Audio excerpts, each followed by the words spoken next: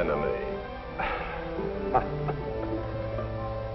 Oh, I am not supposed to laugh. You've heard that the Japanese do not show their feelings, nor do I have big teeth and thick glasses. How sad to disillusion you, and how easy.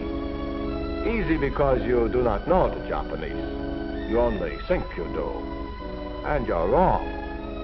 Let me show you how wrong you are. This is Japan. My Japan. It is lovely. Here, breezes, soft and fragrant, whisper the story of the moon goddess to feathery little pine trees. Here, dainty bridges hover over tiny streams, like hummingbirds over flowers. Here, sacred fish ripple pools of water, cold and clear as winter sunshine.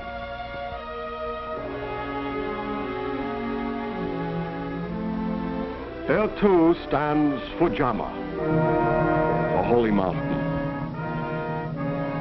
reaching down to the boiling center of the earth and soaring up to touch the stars, commanding us to fulfill our certain destiny to rule.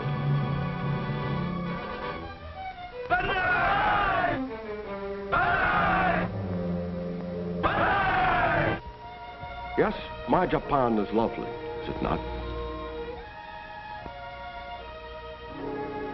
This too is my Japan, the frame around the picture, the hard backbone of the graceful bamboo tree. Flimsy buildings made of paper and wood, one vast torch waiting to burn at the drop of an incendiary Look again. Neither fire nor earthquake can level our cities. You are finding that out, are you not? Nor do your bombings particularly impress us. London was bombed. Did England die?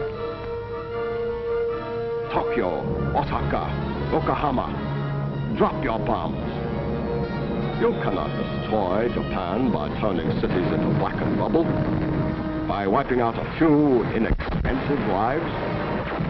You are finding that out too, are you not?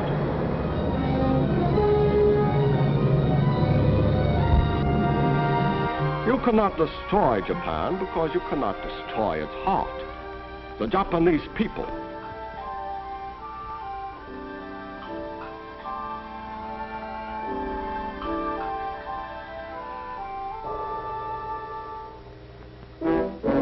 You say you can, and the message you pose amuse us. You say you can destroy us by starving us out.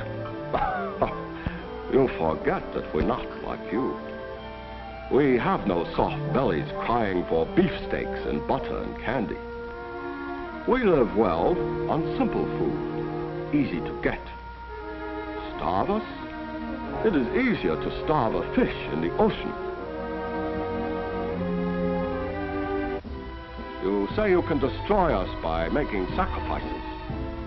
How we suffer when you do not have a full tank of gasoline. How devastated we are at the sight of you jammed into pleasure trains. How we tremble when you have to wait to get into movies, restaurants, nightclubs. Sacrifices? What a delightful and foolish sense of humor you have. Or do you really take yourselves seriously? We don't. We think you're stupid. An admirable quality for an enemy to have. You say you can destroy us by outworking us. You must forgive me. This is one of the most amusing ideas of all.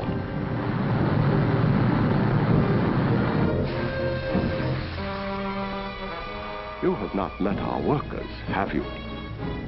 Meet them now and see why I laughed. They work long hours than you do, twice as long quite often. Why not? They are not working clock.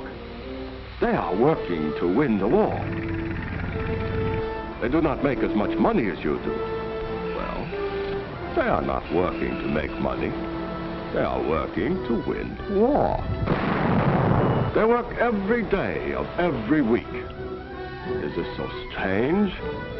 They are not working to get days off. They are working to win the war. And they stand for hours in long lines to buy these Japanese war bonds. 10 minutes later, again you show your stupidity by assuming that we are like you. We hold our bonds to win the war. You say you can destroy us by outfighting us. You cannot. You cannot outfight us because the path ahead of you lies straight up the steep and rocky mountain of Japan, and it is slippery with blood. Your blood. You are a nation of bargain hunters.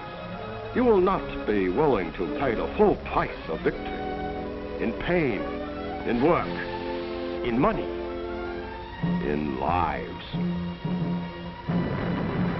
Guadalcanal, Tarawa, Saipan, Iwo Jima.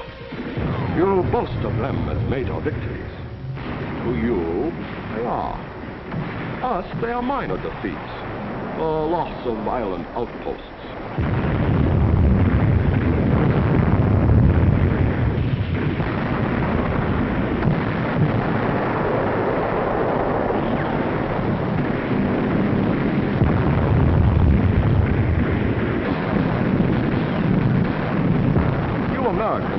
Of saying, look at the score. Very well. Look at it.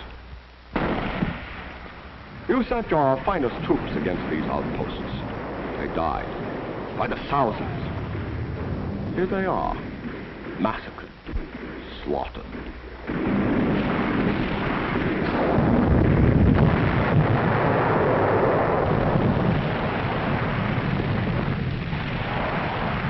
But you took the island, you say? Yes, we expected you to. That is why we garrisoned them with second-rate troops. The best of your lives for the worst of ours. We, too, know a thing or two about bargains. You have not yet faced the best of our armies. You have faced only 10% of our worst. Our first-line fighters, millions of them, wait for you on battlegrounds of our own choosing.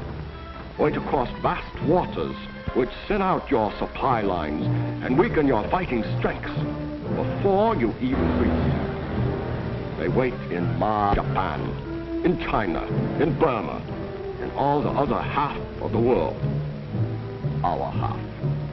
And they laugh at you because you are so wrong about them. They have reached full strength, you say. There are no more replacements. Listen well. More men, many more, enter our armies every day, month in and month out, than we lose in casualties. They are ignorant little savages, you say. Ignorant? 90% of our armies can read and write. Can you say the same for your own? Little, whole divisions of our first-line fighters, our real armies, are big men, the kind you describe as six-footers. Savages? No, merely realists who face facts. It is a fact that the strong rule the weak, so we rule the weak. It is a fact that the strong remain strong only if they exercise their strength. So, we exercise our strength. It is a fact that the lower the birth rate among the weak, the less potential danger for us in the future. So, we control the birth rate. It is a fact that prisoners taken become a liability after they are drained dry of useful information. So we either transform the liability into an asset, labor for our rice fields and factories, or we write off the liability completely.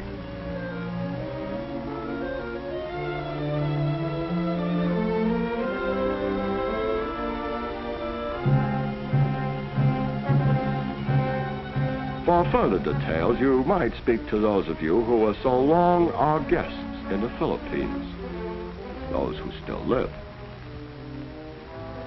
It is a fact that human lives are cheap. Unlike you, we have no cowardly illusions about their value. So we spend lives freely. Yours and ours. Freely, did I say? I am too modest. Lavishly is more accurate. I refer you to what my Japan told you early in the war. We are prepared to spend 10 million lives to defeat you. How many are you willing to spend? Think well before you answer. And remember what you paid to dig a few thousand of us out of caves on Iwo Jima. Only a few thousand. And there are 70 million of us left, waiting for you. 70 million who have planned for decades to destroy you, who await eagerly and passionately the sacred honor of dying to halt you, who will stop at nothing to crush you. 70 million people, if you will, to be dug out of caves. Japanese caves? You give no one but yourselves credit for the ability to hold aces up the sleeve, do you? There are caves in China. The China is so near to us. The China we control. Should you edge uncomfortably close to our home island, it would be simple to move across the narrow sea of Japan, would it not? A move of only 100-odd miles. Already we have much of our industry there. And then, imagine, if you have the nerve, what it would be to dig 70 million out of buildings, gullies, caves, mountains, in a country as large as yours. Imagine even trying to pursue us into such a vast fight. You have seen a fly trapped and attacked by the spider. Come close, and you will die in the same way, bled white. No, we have not even begun to hurt you, nor you us. Our war has not even started. We know this because we know the heart of Japan. You do not. We are not Germany. A walnut, we are Japan. A mountain easily eaten once the shell is cracked. A spider web, a flame that feeds on hate of you. Let the game begin. We gamble only once and for all time, and the stakes are all or nothing. Perhaps I disturb you with my harsh picture of what lies ahead. So feast instead on this, the beauty of my Japan. It is more to your taste for a world of make-believe rather than one of realities. No, I must not disturb you. I must not awaken you. Your dreaming is pleasant and useful to us, for you dream of victory rather than work for it. You talk total war rather than fight for it. You smugly expect peace at bargain rates instead of on our terms. By all means, come to my Japan, if you dare. And welcome.